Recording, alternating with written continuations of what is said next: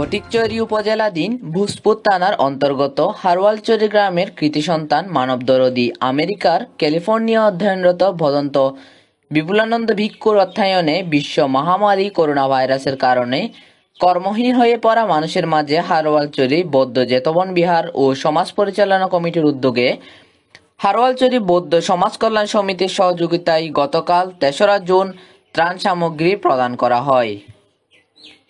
ভূসপুর বৌদ্ধ পরিষদের আওতাধীন ভূসপুরের ৮টি বৌদ্ধ গ্রামের মধ্যে ৩০০ পরিবারের ত্রাণ সামগ্রী বিতরণের অংশ হিসাবে গতকাল প্রথম দিন হারওয়ালচরি বৌদ্ধ জেতবন বিহার এবং ভূসপুরের একমাত্র বৌদ্ধ পল্লী সুবনচরি বৌদ্ধ বিহারের অসহায় মানুষদের ত্রাণ দেওয়া হয়েছে।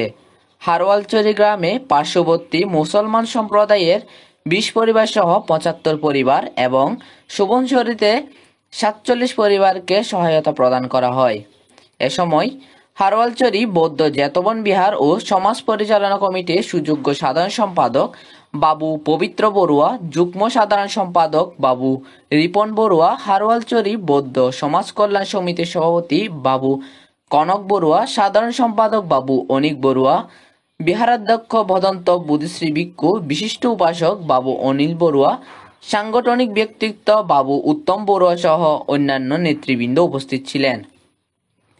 ভদন্ত বিপুলানন্দ ভিক্ষু বলেন, আগামী ৫ শুক্রবার ভূসপুর থানার অপর ৬টি বৌদ্ধ গ্রামে ত্রাণ প্রদান এবং ৮ গ্রামের প্রত্যেক বিহারাধ্যক্ষের জন্য প্রেরিত উপহার বিতরণ করা হবে।